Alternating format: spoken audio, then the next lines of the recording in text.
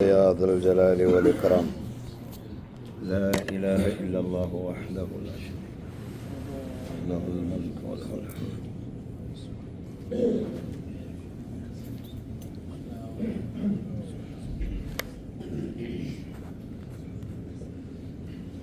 السلام عليكم ورحمة الله وبركاته. نحمده ونصلي على رسوله الكريم اما بعد.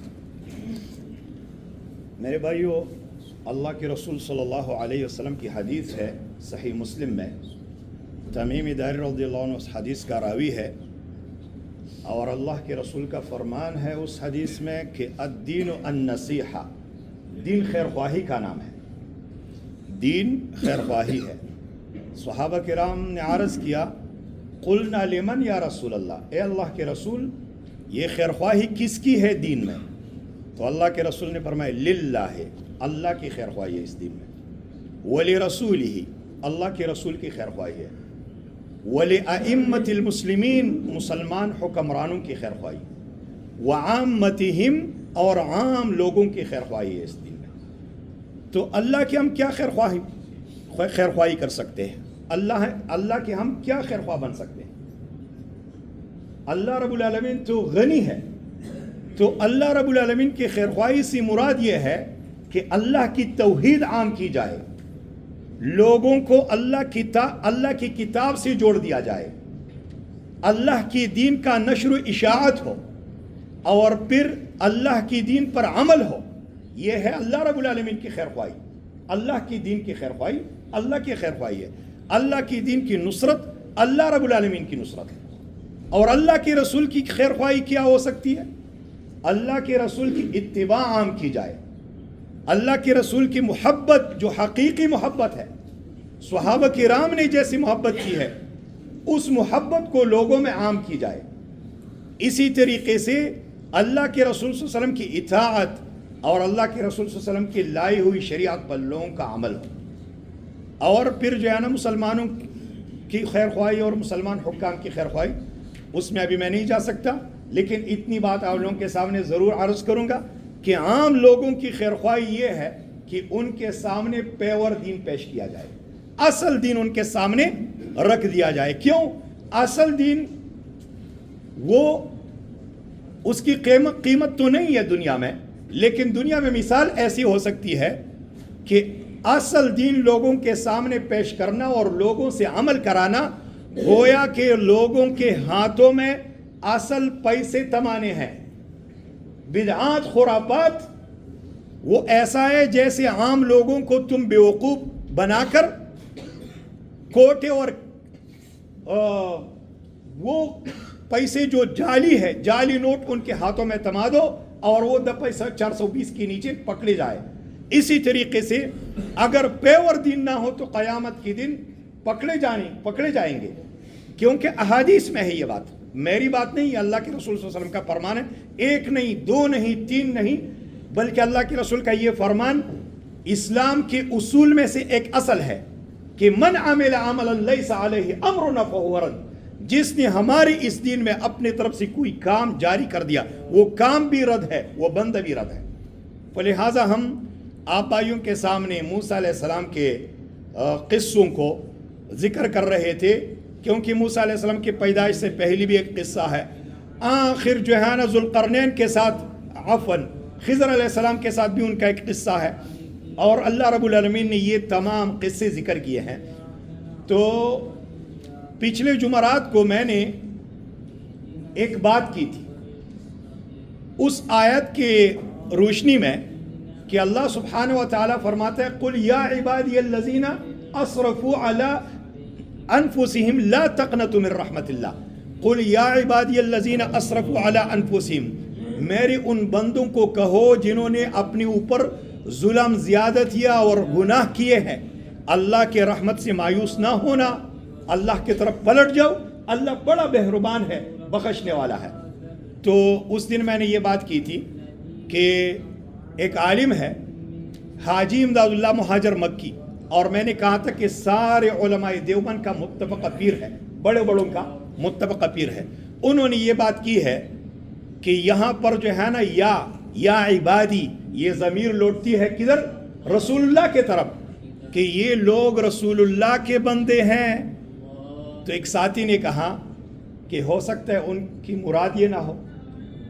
तो मैंने कहा नहीं, बल्कि उनकी मुराद भी यही है और किताबें मेरे पास पड़ी है। तो आप लोगों के सामने उस किताब से बस मैं 2 जगह दिखाऊंगा बिइज़्निल्लाह ताला। और किसी पर झूठ बोलना गुनाह कबीरा है। क्या है? गुनाह कबीरा है, मामूली बात नहीं है। मा यल्फिज़ु मिन क़ौलिन इल्ला लदैहि रक़ीबुन अतीद। जो भी लफ्ज़ मुंह से हम निकाल देते हैं ना, उसके लिए लिखने वाले तैयार रहते हैं। और क़यामत के दिन हमारे रजिस्टर को इस तरह हाथों में तमाए हुए होंगे और क्या कहेंगे? हाज़ा मा लदैहि अतीद। ए अल्लाह, इसकी पूरी जिंदगी ये है। तो अल्लाह रब्बुल आलमीन उस दिन के पकड़ से हमें बचाए कि हम किसी पर झूठ बोले। तो मेरे भाइयों, किताब है ये है, 2 नुस्खे हैं मेरे पास। एक दारुल इशाअत कराची का है और एक ये नुस्खा है मकतब रहमानिया लाहौर का। मकतब रहमानिया लाहौर का। तो इसमें जो है ना, आप लोगों के सामने वो जो इबारत है इस तरह है। हाजी अब्दुल्लाह महाजर मक्की साहब ने कहा, फरमाया कि चूंकि हज़रत सल्लल्लाहु अलैहि वसल्लम वासिल बेहक है। वासिल बेहक यानी अल्लाह के साथ पेवस्ता है, वलायाज़ु बिल्लाह, अल्लाह के साथ वसल है। और इस बात को आप लोग समझ सकते हो ताहिरुल क़ादरी के इस वीडियो से कि वो कहता है एक है, एक है, एक है, एक को जड़ा 2 कर जाने, खा फिरते मुशरिक है। ये वीडियो आप लोगों में से किसी ने देखी होगी तो मेरी बात क्या तस्दीक कर सकता है। ठीक है, ये ताहिरुल क़ादरी ने कहा और ये मेअराज के रात के हवाले से उन्होंने बयान किया है कि फिर अल्लाह और उसका रसूल एक हो गया था, वलायज़ु बिल्लाह ताला। ये इतनी काफिराना बात है कि पूछो मत। और शेर उन्होंने कहा एक है, एक है, एक है, एक को जड़ा 2 कर जाने, काफिर थे मुशरिक है। ये बहुत गलीज अकीदा है। और इमाम हनीफा रहमहुल्लाह अगर जिंदा होते ना, वल्लाहु आलम कि इन पर क्या फतवा लगा दे, इंशाअल्लाह ताला मैं उनके वो जो अल्लाह रब्बुल आलमीन के बयान किए हुए सिफात का अकीदा है ना, वो मैं इंशाअल्लाह कभी बयान करूंगा तो आप लोग सुनोगे कि वो कैसा आदमी था। इनमें और उनमें इतनी दूरी है कि इतनी दूरी ज़मीन आसमान में नहीं है। तो कहते हैं कि चूँकि हज़रत सल्लल्लाहु अलैहि वसल्लम वासिल बेहक है, इबादुल्लाह को इबादुर रसूल कह सकते हैं। इबादुल्लाह को इबादुर रसूल कि अल्लाह के रसूल के बंदे हैं, ये हम अल्लाह के रसूल के बंदे हैं, वल्इयाज़ु बिल्लाहि ताला।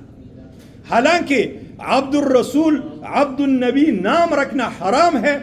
जिसका हो उस पर फर्ज है, फर्ज नमाज पढ़ने से पहले कि उस नाम को चेंज करे, फिर जाकर नमाज पढ़े। ये सही बात है। फिर कहता है जैसा कि अल्लाह का फरमान है, कुल या इबादियल्लज़ीना अस्रफू अला अनफुसिहिम, कहिए मेरे वो बंदो जिन्होंने अपने ऊपर ज़्यादतियाँ की है, इसराफ किया गुनाह करके, अल्लाह से दूर होकर, क्योंकि किसी भी गुनाह में बंदा अल्लाह से दूर हो जाता है। अल्लाह रब्बुल आलमीन ज़िंदगी भर हमें अपने करीब रहने की तौफीक अता फरमाए। तो फिर कहते हैं मरजे ज़मीर मुतकल्लिम हज़रत सल्लल्लाहु अलैहि वसल्लम है। इबादी में जो या है ना, इसको ज़मीर मुतकल्लिम कहते हैं। मैंने पिछले जुमरात को आप लोगों के सामने ये बात की थी कि जैसे बैती मेरा घर, जवाली मेरा मोबाइल, आखी मेरा भाई, अभी मेरा वालिद, बैती मेरा घर वगैरह वगैरह। तो ये जो है या, इसमें जितनी भी या, ये जो या है ना, या ज़मीर मुतकल्लिम बोलने वाली की या इबादी ए मेरे बंदो। तो कहते हैं कि ये ज़मीर मुतकल्लिम अल्लाह का रसूल सल्लल्लाहु अलैहि वसल्लम है। अशरफ अली थानवी कहता है कि करीना भी इन्हीं मानी का है। ये करीना जो है ना, नज़दीक की जो ज़मीर है ना, अल्लाह की तरफ नहीं, अल्लाह के रसूल की तरफ लौटती है। फिर कहता है अशरफ अली थानवी, ला तक़नतु मिन रहमतिल्लाह, अगर मरजा उसका अल्लाह होता, मिन रहमती, ताकि मुनासिबत इबादत इबादी की होती, फिर वहां पर यह बात ना होती मिर रहमतिल्लाह, बल्कि वहां पर यह ज़मीर होती मिर रहमती। हालांकि ये इतनी कुफरिया बात है कि पूछो मत, इतनी खतरनाक बात है कि पूछो मत। या इबादी अल्लज़ीना असरफू, ए मेरे उन बंदो जिन्होंने अपने ऊपर ज़्यादती की, میرے بندو، ہم اللہ کے بندے ہیں، رسول اللہ کے نہیں ہے. یہ رسول اللہ صلی اللہ علیہ وسلم کے ساتھ ایسی محبت کا اظہار قیامت کے دن ان کے منہ پر ماری جائے گی، اور یہ محبت نہیں ہے. ورنہ پھر عیسیٰ ابن مریم کے ساتھ عیسائیوں کی محبت بھی سچی ہونی چاہیے، کرسچنوں کی محبت اپنے نبی سے بھی سچی ہونی چاہیے، ورنہ وہ حالانکہ وہ جھوٹی محبت ہے. کیا ہے؟ جھوٹی محبت ہے. تو یہاں پر مولانا اشرف علی تھانوی صاحب نے کیا کیا ہے؟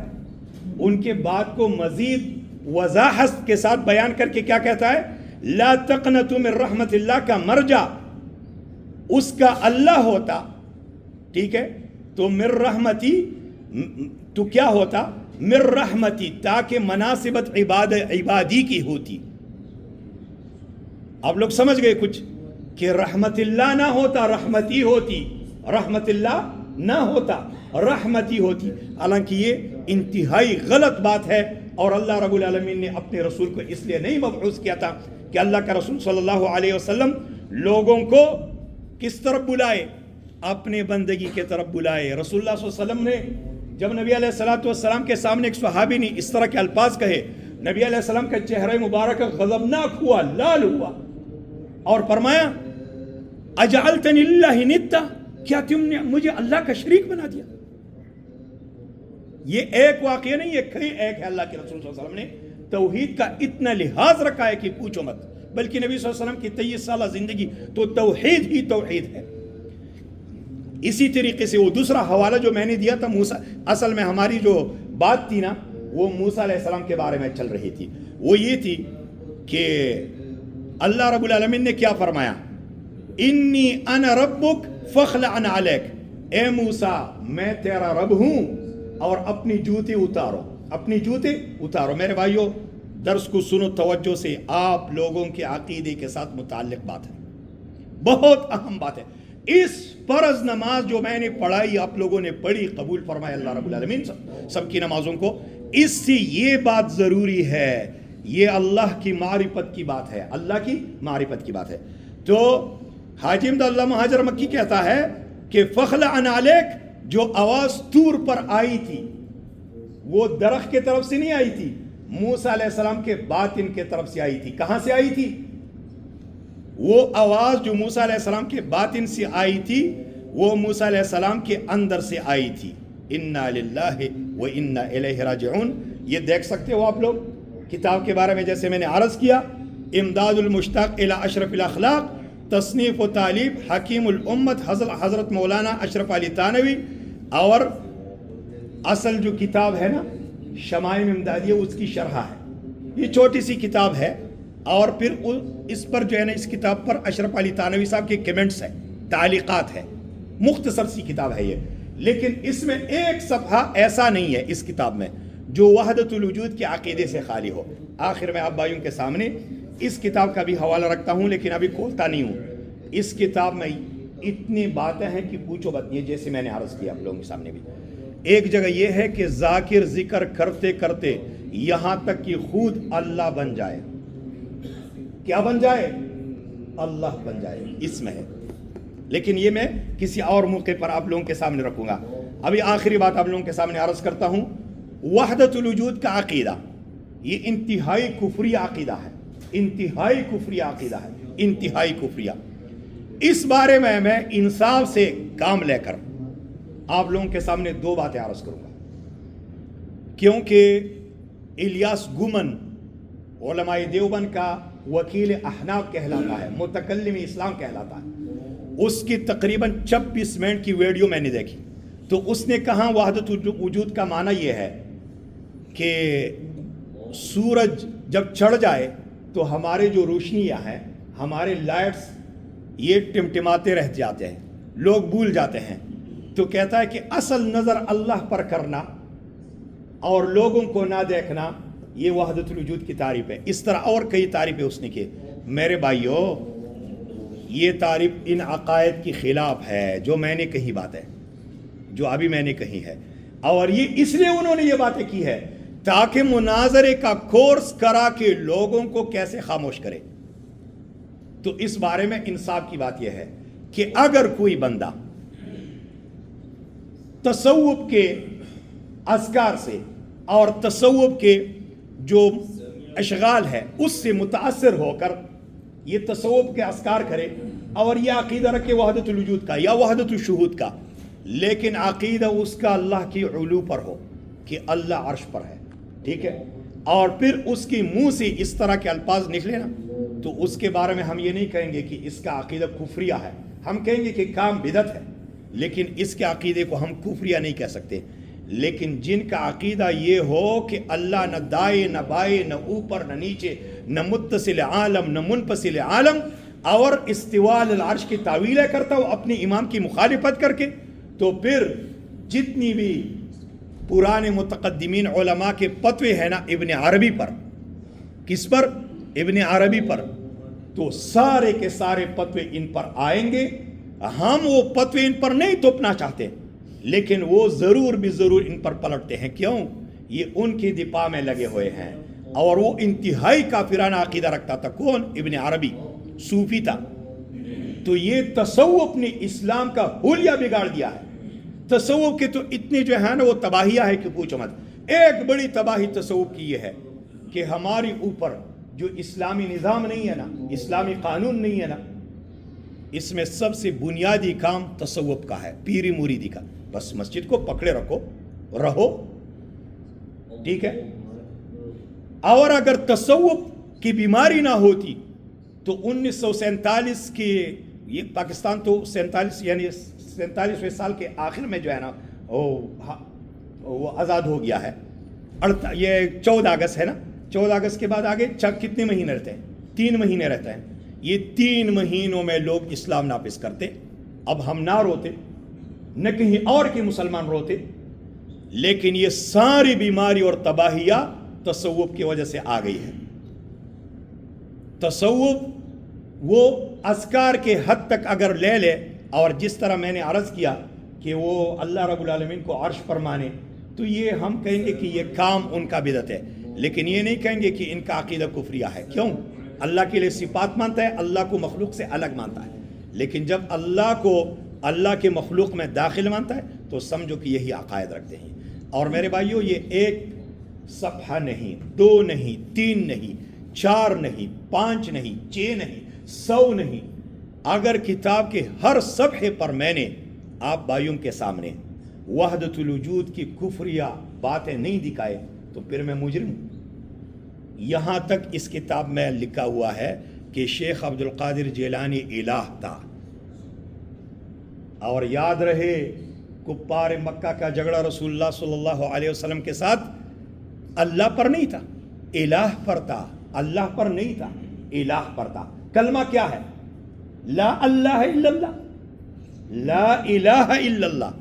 اور اس کتاب میں یہ ہے کہ شیخ عبد القادر جیلانی اس وقت مرتبہ الوہیت میں تھے۔ تو یہ بات میں تو آپ لوگوں کے سامنے وہ موسیٰ علیہ السلام کا سیرت ذکر کر رہا تھا، لیکن ایک ساتھی نے کہا کہ ہو سکتا ہے کہ عبارت کا مقصد یہ نہ ہو، اور ہو سکتا ہے کہ آگے پیچھے کسی نے کاٹ دیا ہو۔ بھائی کاٹنے ماٹنے کی ضرورت نہیں ہے، یہ مکتبہ رحمانیہ کی چھپی ہوئی کتاب ہے۔ اچھا، اور یہ کراچی دارالاشاعت اسلامی کتب خانہ، عفواً اسلامی کتب خانہ کی کتاب ہے یہ۔ اچھا، اور اس کا کتاب کا رائٹر کون ہے؟ حاجی امداد اللہ مہاجر مکی، اور تعلیق کرنے والا کون ہے؟ اشرف علی تھانوی صاحب، ٹھیک ہے۔ تو یہ ساری باتیں ہیں اس میں، کوئی بھی جو ہے نا آ کر دیکھ سکتا ہے، مجھ سے کتاب لے بھی سکتا ہے کہ بھائی چلو میں دیکھ لوں، لے سکتے ہو، مطالعہ کرو، اسٹڈی کرو، پھر مجھے واپس کر دو۔ سبحانک اللہم و بحمدک، اشہد ان لا الہ الا انت استغفرک۔